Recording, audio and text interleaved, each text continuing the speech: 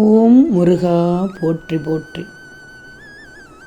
என் அன்பு குழந்தையை, பழனி முருகன் உன்னிடத்தில் பேச ஏங்குகிறேன் தங்கமே. ஒரு 4 நிமிடம் கேட்பாயா? உன் பழனி முருகன் சொல்லுவதை நம்பிக்கை. உன் பிரச்சனைகள் தீர்ந்து நல்ல திருப்பம் கிடைக்கும்.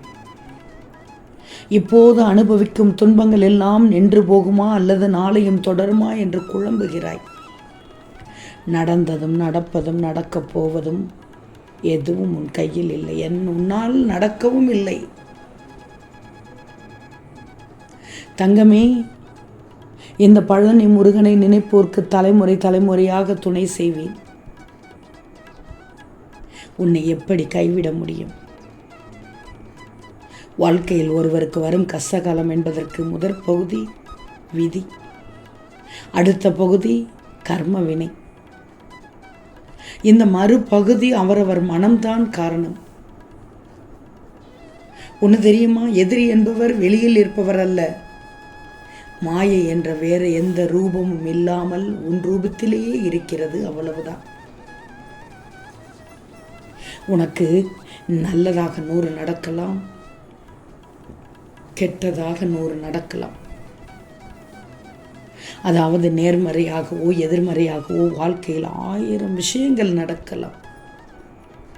ஆனால் நீ அதை எப்படி பார்க்கிறாய், நீ அதை எப்படி நோக்குகிறாய் என்பதில் தான் உனக்கான வெற்றி இருக்கிறது.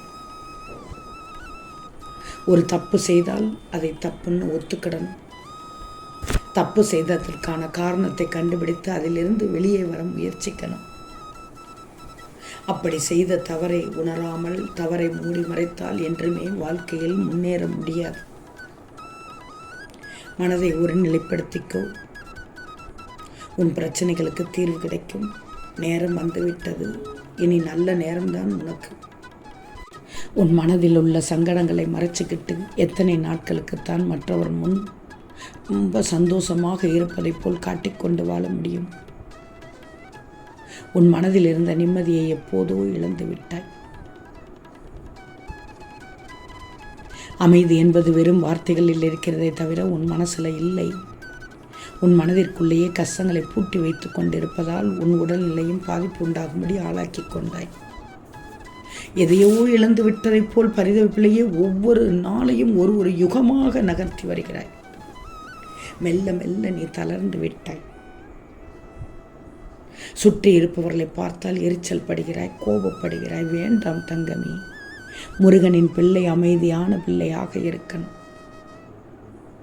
சாந்தம் மட்டும்தான் உன் மனதில் இருக்கணும். அமைதி இருந்தாலே போதும். ஏன் உன்னை யாரும் புரிந்து கொள்ளவில்லை என்று புலம்புகிறாய்? உன் முருகன் நான் புரிந்து கொண்டால் போதாதா?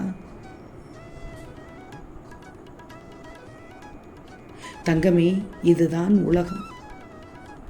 என் கஷ்டத்தை புரிந்து கொண்டு எனக்கு யாருமே உதவி செய்யவில்லையே என்று புலம்பாது. இதுதான் உலகம். உன்னுடைய உதவி அவர்களுக்கு தேவைப்படும் போது அவர்களுக்கு உன்னை விட வேறு யாரும் உயர்வாக தெரியவில்லை. அவ்வளவுதான். ஆனால் அவர்களிடம் உனக்கோரு உதவி என்று நீ கேட்கும்போது அவர்களின் உண்மை ரூபம் என்ன என்பதை உனக்கு புரிய வைத்து விட்டேனே. நீ முருகனின் பிள்ளை. உன்னை தேற்றுவதற்கும் உதவி செய்வதற்கும் இதோ உன் முருகன் வந்துவிட்டேன். பழனி முருகன் வந்துவிட்டேன்.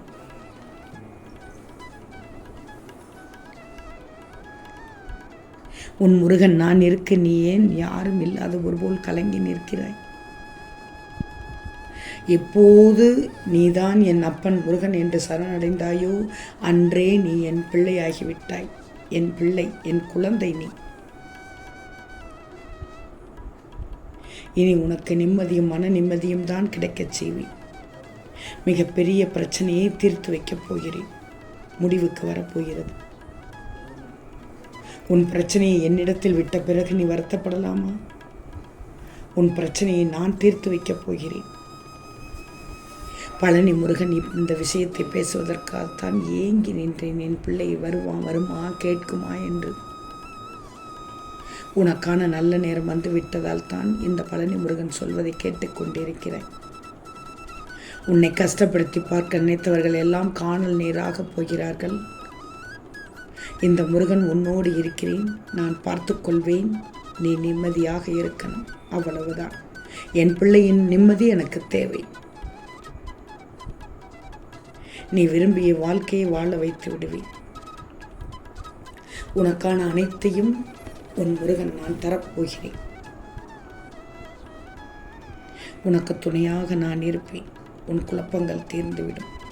உன் மனதில் உள்ள விரக்தியை விட்டுவிடு. நீ மன நிம்மதியோடு வாழ்வாய். இதுவும் கடந்து போகும். என் பார்வை உன் மீது படும்போது வீண் கவலை வேண்டாம். வீண் கவலை வேண்டவே வேண்டாம். தைரியமாக இரு. பழனி முருகன் நான் இருக்கிறேன். பிரச்சனைகள் எல்லாம் தீர்ந்து நல்ல திருப்பம் கிடைக்கும், கிடைக்கச் செய்வேன். இன்று கூட காலையில் எழுந்ததும் முருகா என்று கூப்பிட்டாய். என்னை நம்பி அழைத்தாய். நான்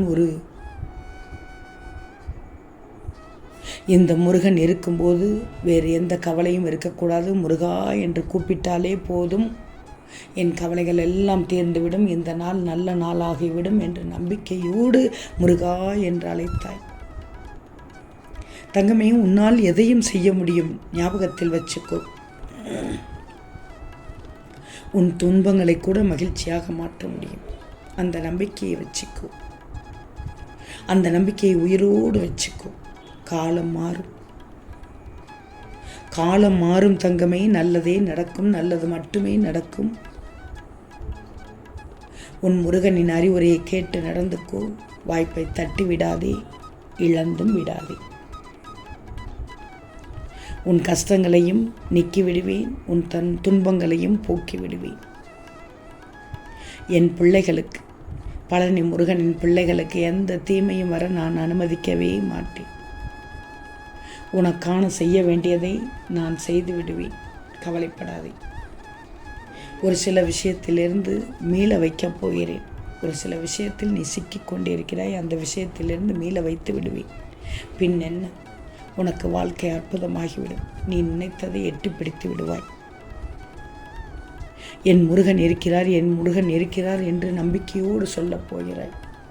உன்னிடத்தில் மட்டுமல்ல, உன்னை சார்ந்தவர்களிடத்திலும் என் முருகன் இருக்கும்போது வேறு என்ன எதற்கும் கலக்கமில்லை என்று தைரியமாக நெஞ்சை நிமிர்த்தி சொல்லப் போகிறாய்.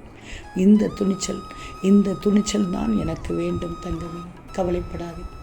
உன் முருகன் நான் இருக்கிறேன், நான் பார்த்து கொள்கிறேன். எல்லாம் நல்லதாக நடக்கும். ஓ முருகா போற்றி போற்றி.